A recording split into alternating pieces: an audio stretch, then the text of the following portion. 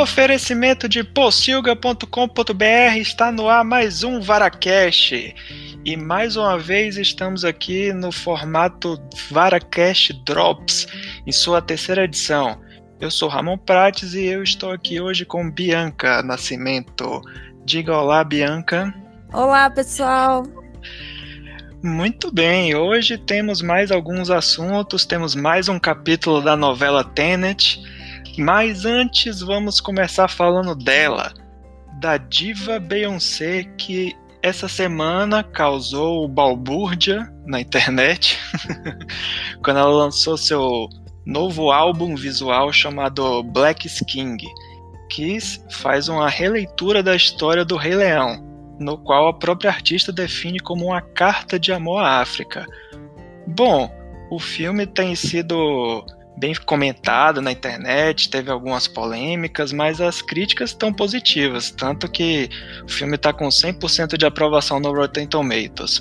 Mas eu vou deixar a Bianca comentar, que ela que fez questão de incluir essa pauta aqui no podcast. Então, Bianca, por favor, conte suas impressões desse filme que foi disponibilizado no Disney Plus, lá nos Estados Unidos, mas que infelizmente aqui no Brasil ainda não tem uma data oficial para ser lançada, já que o serviço de streaming da Disney estava previsto para chegar no Brasil em novembro, só que a Claro deu uma pequena trollada na Disney, porque aqui no Brasil, não sei se vocês sabem, que tanto os serviços de streaming, canais de TV por assinatura, eles têm que ter um pequeno percentual de produção nacional. E a Disney não tem. Então a Claro deu uma trollada e entrou na justiça para impedir que a Disney Plus chegasse no Brasil. Então, ou seja, a gente não sabe quando é que a gente vai poder ver Beyoncé oficialmente, mas Bianca, nossa correspondente, deu um jeitinho, foi na pré-estreia lá na internet.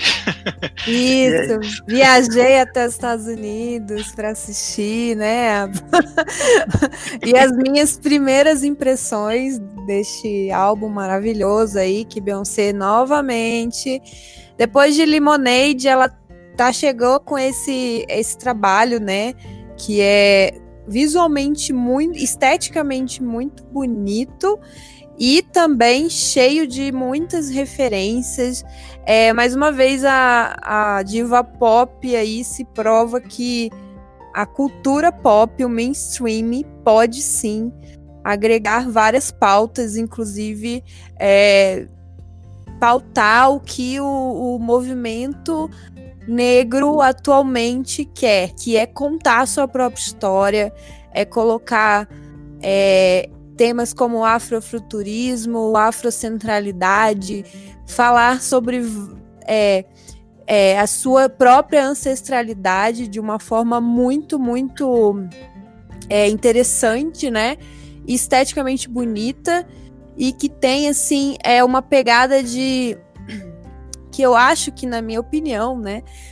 Que eu não sou especialista em vários temas, inclusive, que gera uma provocação no público e ao mesmo tempo empodera, né? Empodera as pessoas pretas, e é o que a gente mais precisa hoje. E ela tá, para mim, é uma honra viver no mesmo tempo que Beyoncé, que ela tá fazendo tanto pela cultura pop, porque ela é uma artista grandiosa e ela tá entregando um trabalho muito bem acabado, tem uma direção de arte incrível, as músicas também. Então, eu já tinha escutado o álbum, né, porque o The Gift, o álbum é o álbum que ela fez especialmente para a trilha sonora do live action do Rei Leão, que então as músicas são que ela já tinha lançado antes, não, ela não lançou um novo disco. Não, tem uma diferença, porque ela tinha lançado na época do filme o álbum The Gift,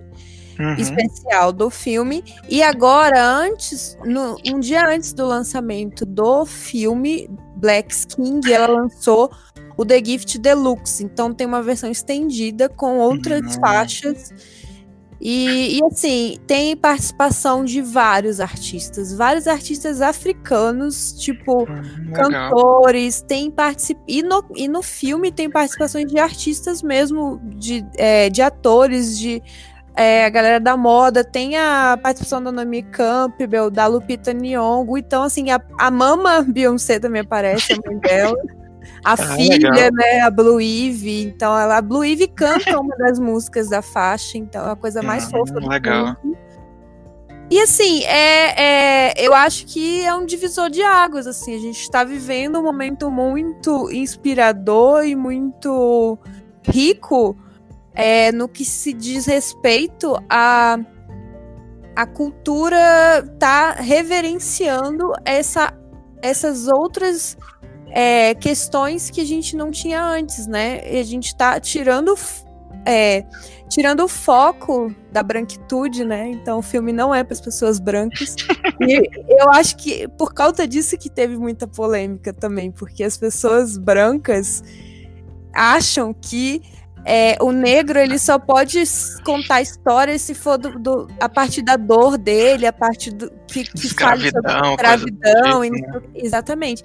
Então, quando ele conta a história dele de uma forma que exalta a beleza e a diversidade de tudo, de todas as histórias e todas as crenças e culturas que estão envolvidas, as pessoas se chocam e não acham que conversam com a realidade delas, porque a gente vive numa realidade em que a nossa cultura é a cultura que a gente aprende desde pequeno, é o do branco europeu, né? Sim, então a gente está acostumado com isso. E também muito da cultura de Hollywood, né? Dos Estados Unidos. Então quando a gente olha para uma obra dessa, para mim, como pessoa branca, eu me senti provocada, porque no primeiro momento... mas foi uma provocação positiva, sabe? Não foi algo que me ofendeu de maneira nenhuma. Eu me senti provocada a entender, a estudar, a procurar aprender sobre todas as temáticas que ela e as referências que ela estava colocando daqueles clipes, né? E ele tem uma narrativa, tem uma história, né? A própria Beyoncé, que é a diretora, né? Isso, ela. Mas tem aí uma equipe grande por trás do filme, sabe? Tem inclusive uma brasileira que desenhou um dos figurinos mais comentados do filme, né? Que é um que a Beyoncé tá de óculos e com os cabelos em rococó, assim, no penteado. E aí o que eu tava falando sobre a provocação da branquitude é essa. Então a gente não conversa com a minha realidade, mas eu me sinto provocada a aprender sobre isso. Inclusive eu tava lendo, eu tô tão obcecada que eu tô procurando ler ler e seguir todos os perfis de pessoas que falam sobre os temas ali postos, né? E engraçado que não tava procurando exatamente isso, mas o que eu achei curioso, e uma dos posts que eu vi era que eles falavam de cenas que ela fez que tinham referências com filmes, né? Sim. E aí, eu não sei se você viu isso, mas tem um dos clipes se passa numa mansão, e essa mansão já foi locação para outros filmes famosos. Essa mansão é o local onde também se passa uma das cenas lá que ela faz referência direto ao Príncipe em Nova York, sabe? É muito legal. Então tem essa referência. E como o filme ele é cheio de detalhes mesmo, você vai assistir no primeiro momento e com certeza muita gente ainda tá digerindo, ainda tá processando e ainda tá fazendo várias comparações, buscando as referências para... Ele é rico, né? Ele é muito rico. Por isso que eu falei até antes da gente entrar no ar, né? Que eu acho que vale até um podcast pra gente esmiuçar esses detalhes. Sim, vou aguardar tanto esse podcast quanto o seu texto a respeito. Eu me lembrei um pouco de quando foi lançado o clipe de This Is America, do Childish Gambino, que também teve essa, né? E olha que era só um clipe de 4, 5 minutos e que tinha todas essas referências às questões raciais, e que é um clipe que só com 5 minutos você já faz uma análise tão profunda. Imagine esse aí de Beyoncé. Exatamente. Inclusive, ele tem uma das músicas no álbum dela. Eu não reparei, talvez eu tenha passado batido, mas não vi ele no filme. Mas quem aparece mesmo no filme, assim, que eu identifiquei de cara desses artistas mais famosos foi o Pharrell Williams, né? Ele aparece num clipe. Uhum. Que ele, o Donald Glover, ele que dubla o Simba, né? A versão adulta do Simba. É verdade, é por isso, então. Deve ser. Enfim, mas tem vários outros artistas, né? O próprio Jay-Z aparece, né? Nesse clipe, nessa parte aí do filme que ela faz referência ao Príncipe em Nova York, o Jay-Z aparece e é muito massa também.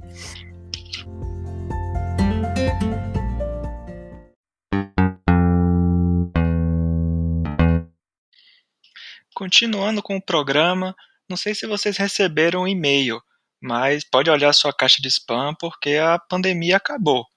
Então a Warner, que é um dos estúdios mais otimistas, já anunciou que Tenet vai ser lançado em setembro nos cinemas brasileiros. E como a gente já comentou aqui nos outros programas, né, a novela desse lançamento aí de Tenet. E aí, Bianca, o que é que você acha disso?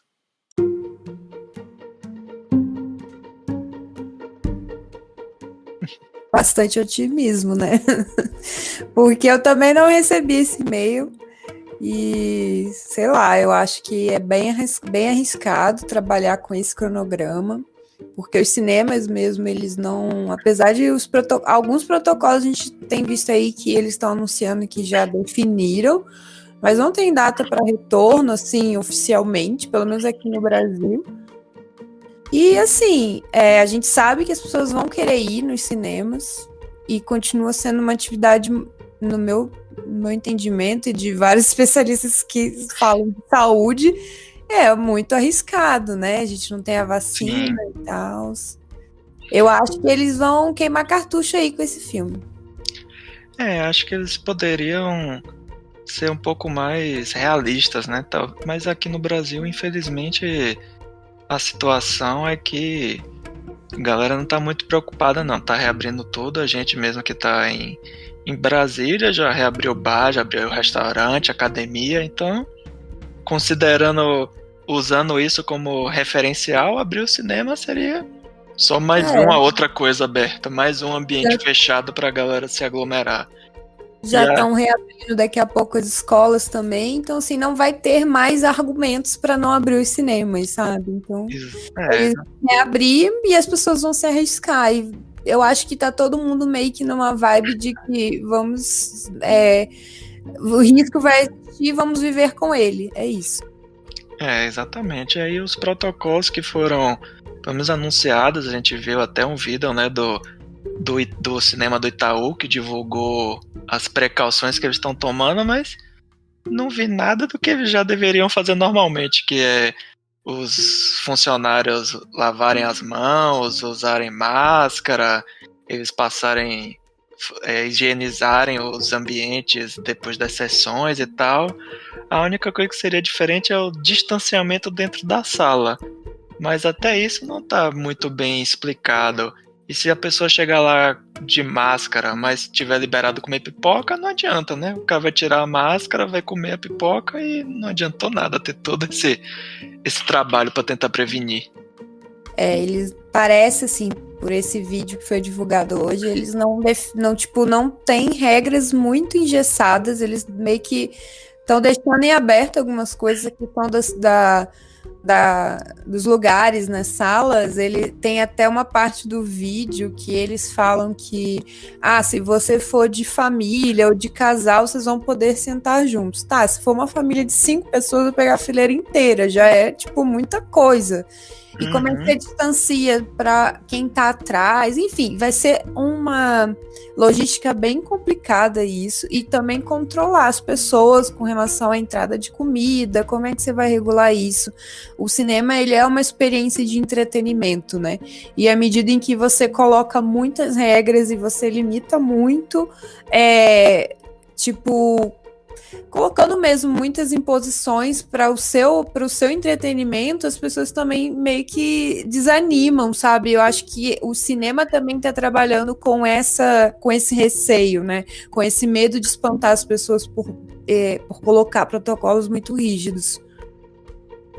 Sim, com certeza. E achando que basta medir a temperatura antes, tá de boa, né? Mas Não, isso aí é o esperado, é o mínimo que eles poderiam fazer, né?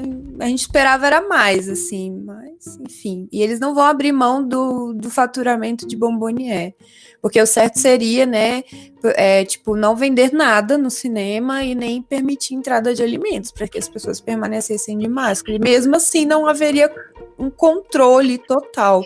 O que eu ouvi dizer também é que eles vão voltar a contratar lanterninhas, né? Eu vi falando sobre isso, de que os cinemas agora vão ter aquele cara que fica vigiando as pessoas na sala com uma lanterna. Isso é de muito antigamente, né? E daí essa profissão vai voltar para poder, tipo, regular se as pessoas estão juntando, pulando as cadeiras, usando os espaços que não podem, para manter o distanciamento, para ver se as pessoas vão ficar usando a máscara, sei lá, tipo, vai ter que... Aí vão querer colocar ainda mais esse vigia dentro da sala. Vai ter uma mudança bem esquisita aí, no mínimo. Sim, com certeza.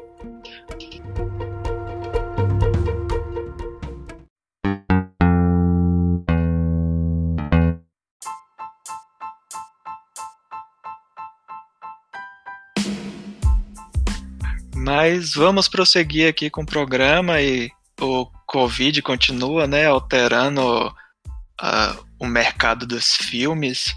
E a última notícia que rolou na semana passada é que a Universal fez um acordo com a rede de cinemas AMC, ou AMC, se preferirem o original na língua inglesa, reduzindo a janela mínima do lançamento de um filme no cinema no formato digital, no que eles chamam de VOD, que é o Video On Demand, e reduzindo essa janela para 3 semanas no mínimo. E, em contrapartida, o cinema teria direito a um percentual da bilheteria. Isso parece ser um bom negócio para ambas as partes, né? Pelo menos durante esse período de transição, enquanto ainda não temos uma vacina e países como os Estados Unidos e o Brasil não conseguem controlar completamente a doença. Acho que é uma boa opção para que ambos continuem vivos e dividindo os lucros, né? Hein, Bianca, o que é que você acha disso? Como eu disse, eu acho que numa outra edição do Drops, que a gente tá vendo aí e vai testemunhar ainda muito mais nessa reformulação do modelo de negócio do cinema. E aí, tipo, isso já é meio que um termômetro, sabe? Eles estão tentando negociar para todos os lados, para ninguém sair perdendo.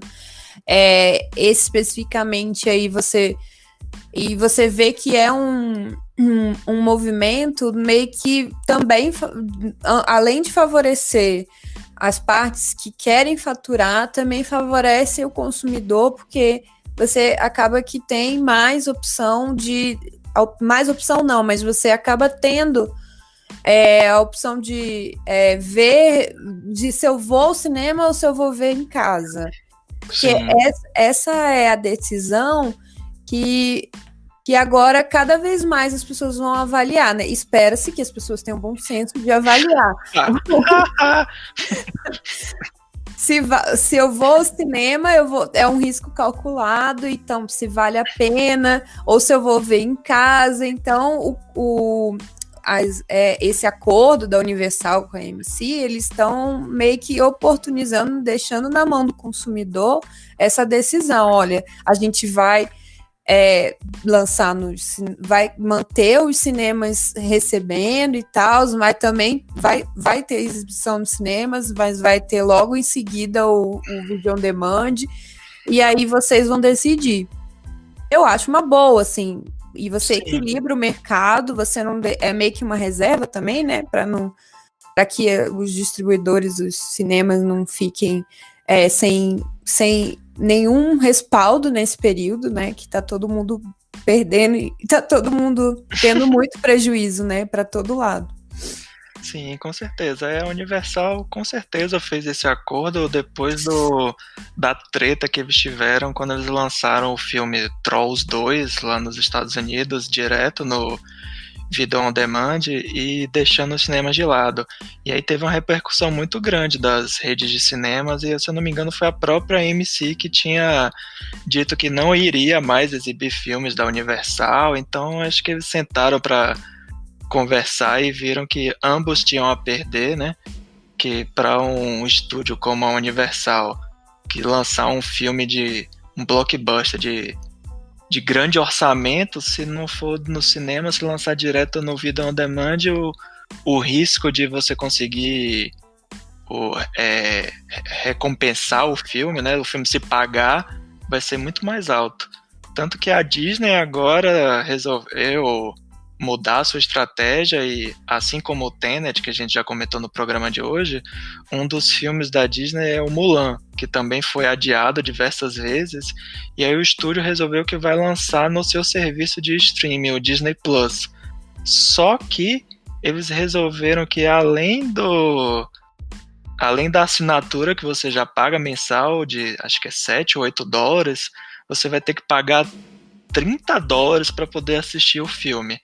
Acho que é uma atitude bem arriscada da Disney para saber se o público está disposto a pagar um valor assim mais alto, porque normalmente esses filmes lançados em VOD, eles estavam com um preço de $20, como foi o caso do Trolls 2.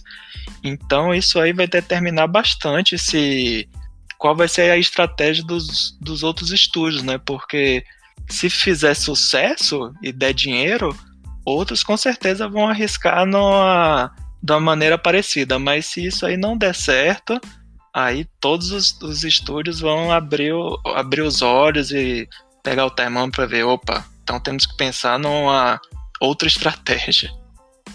Vai ser na tentativa e erro, eu acredito que esses estúdios vão modulando essa questão, né?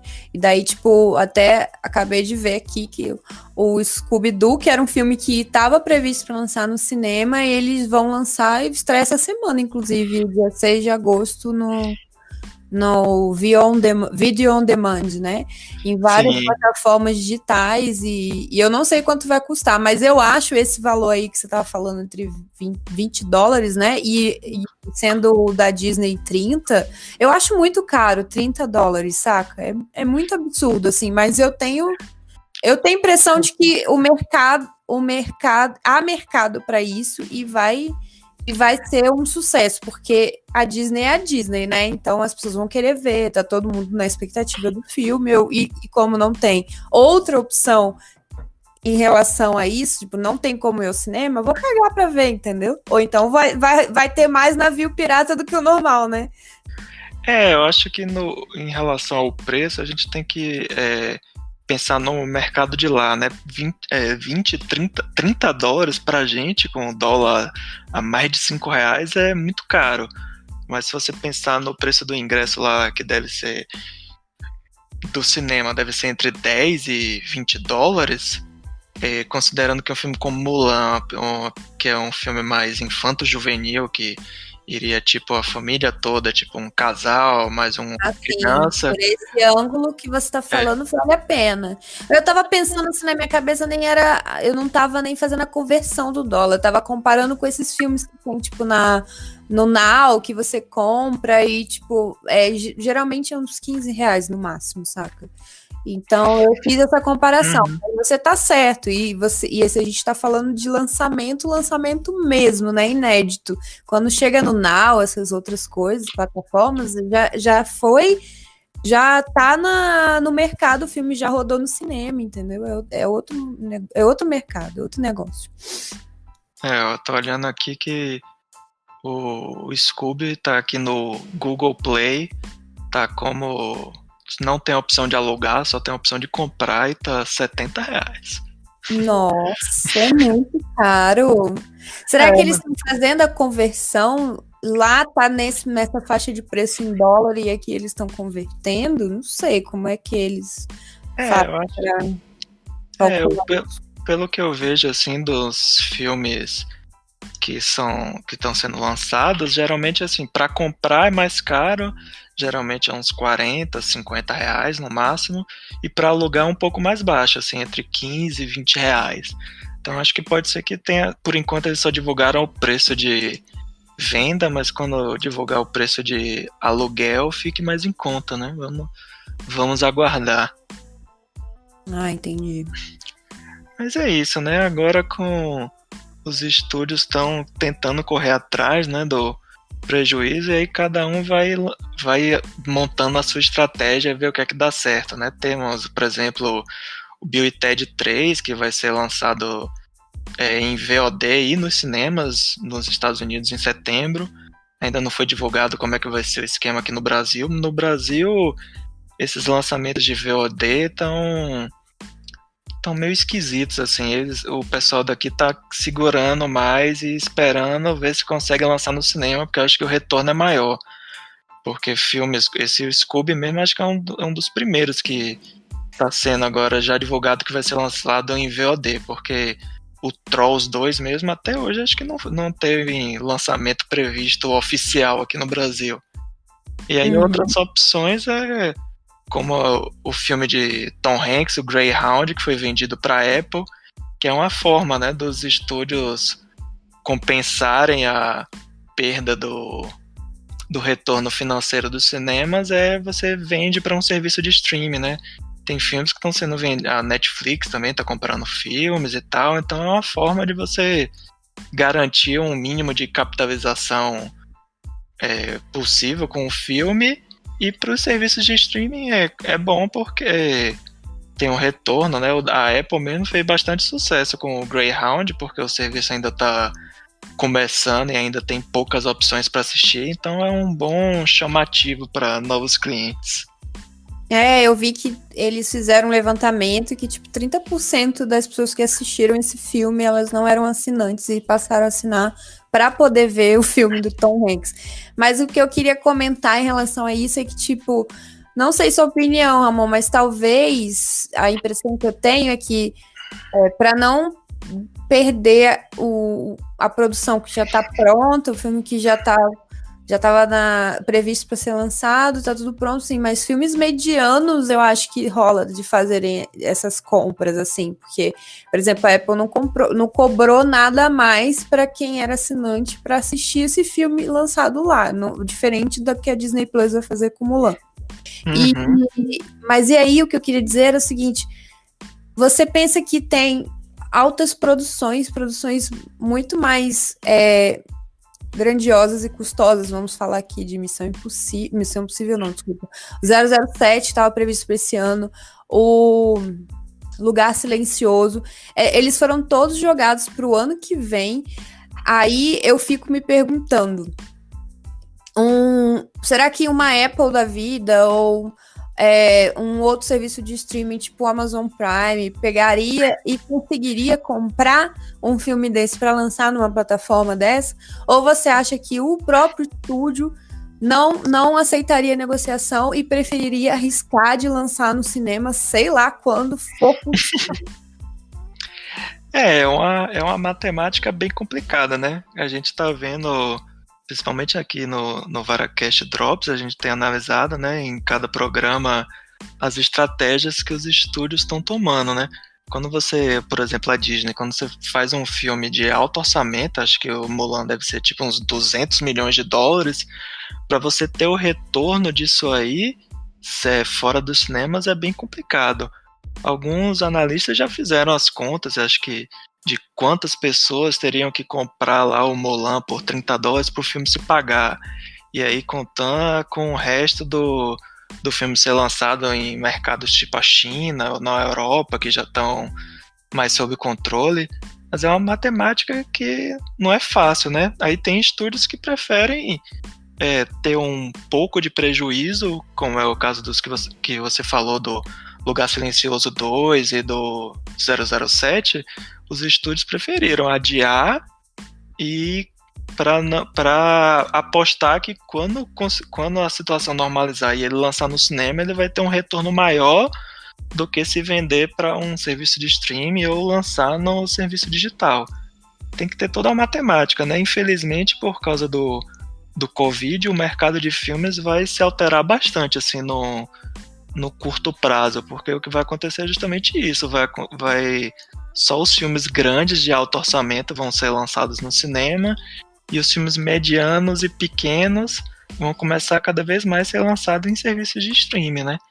E aí é complicado para quem gosta de filmes, que às vezes alguns filmes se perdem, né? Tipo, a Netflix mesmo só divulga as próprias produções e as produções grandes. Às vezes tem filme que estreia lá, você nem fica sabendo. No máximo, se o filme por algum acaso entrar lá no top 10, no boca a boca, e tem, por exemplo, sei lá, esse ano teve uns filmes que entraram no O Poço, uns filmes assim que... Resgate. Não, o Resgate é um pouquinho mais superprodução, né? Porque tem o... Você diz não uma produção mediana, mas mais barata, assim, você diz. Isso, mas que fez sucesso no boca a boca, entrou no top 10, então assim, muita gente começa a falar e aí o filme ganha um certo hypezinho. Mas com certeza, se você for ver lá o catálogo na Netflix, eles divulgam... Primeiro que eles só divulgam meio que em cima da hora, quando falta assim, tipo, 1 mês, 2 meses, eles só divulgam os filmes maiores, então é meio complicado isso. Pra quem faz cinema é complicado, e pro consumidor também, né? Porque você acaba só agora consumindo os filmes maiores e tal, é meio complicado. É isso que eu ia falar, a gente falando especialmente da Netflix, que tem essa questão toda aí, que tem muita produção original aí ainda, porque os outros streams ainda estão patinando nessa questão de produção original mesmo. A gente fica preso no algoritmo, né? Eles começam a produzir muito do que as pessoas já estão acostumadas a assistir. Então você vê poucas coisas que arriscam, ou se faz um cinema mais de diretor, entendeu? Tem pouca, eles não querem arriscar. Então eu vejo que esse movimento todo pode estimular que haja mais ainda uma pasteurização das produções, assim, tipo, dessas então de blockbuster, nem se fala, que, por exemplo, pode ser que essas dominem só os cinemas, você veja só produções de blockbuster, porque antigamente, já antes da pandemia, já era bem difícil já tava assim, manter filmes alternativos fora do circuitão em cartaz, porque os blockbusters ocupavam quase todas as salas e horários, enfim. Agora, então, isso vai ser mais difícil de competir. A gente vai ter uma perda aí de conteúdo também, né? Sim, a Netflix mesmo já previu isso e já investiu em produções tipo comédias românticas que já tiveram auges no cinema, mas que o público cansou um pouco, mas agora com a facilidade do serviço de streaming, tipo, estreou, não tô fazendo nada, já tô em casa, então em casa eu assisto. Ou produções, umas comédias mais besterol, tipo os filmes de Adam Sandler, que a Netflix investiu em fazer filmes exclusivos dele, que no cinema talvez a bilheteria não estava dando muito retorno, mas na Netflix muita gente, já tá aqui, eu vou assistir. Então acho que o que vai acontecer, o que tem acontecido é bem isso, né? Vão ficar nos cinemas os filmes grandes que só se pagam se forem lançados no cinema, e nos serviços de streaming vão começar a lançar esses filmes mais medianos e isso que você falou, vira uma pasteurização geral. É lamentável, né? Mas, enfim, a gente tá vendo essa mudança, tá testemunhando isso. Espero que a gente venha logo a vacina pra gente poder voltar com segurança a ter a nossa experiência de cinema, né? Sim, pode ser que depois de que a situação melhore, tem até, na verdade, um efeito reverso, né? As pessoas tenham ficado tanto tempo presas em casa que vão querer começar a valorizar mais o cinema. Então, assim, qualquer coisa que estiver passando no cinema vai querer ter uma desculpa para sair de casa para ir assistir. Então, vamos ver como é que o público vai reagir, né? Porque como a gente já comentou nos outros programas, por exemplo, os cines drive-in têm tido um bom sucesso no Brasil, né? Já abriu em algumas cidades, em Salvador já abriu um, aqui em Brasília tem alguns, e o público tá indo, né? Então, mostra que as pessoas têm essa necessidade de sair de casa, né? Então vamos aguardar para ver quais vão ser os efeitos pós-Covid, né? Enquanto isso, nós vamos analisando aqui a cada semana, a cada mês, a gente vai analisando as notícias e ver o que é que o mercado está ditando. Então é isso, pessoal. Estamos encerrando por aqui. Até o próximo programa. Dê o seu recado final aí, Bianca. É isso aí, pessoal. Eu espero voltar aqui mais vezes pra gente continuar esse papo. Tá muito bacana. Uhum. E o recado aí, não deixem de assistir Beyoncé. Assistam Black Kid. Falou, pessoal. Tchau, tchau.